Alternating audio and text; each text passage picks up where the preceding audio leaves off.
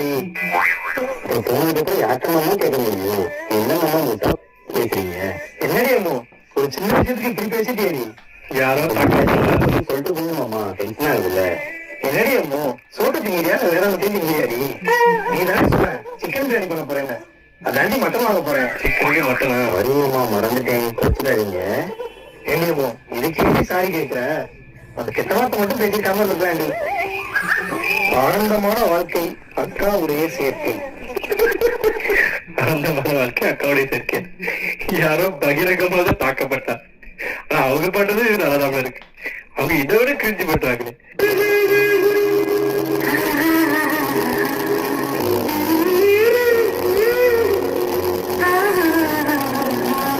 இது இவ்வளவு பர்ஃபெக்டா மேட்ச் ஆயிருக்கு.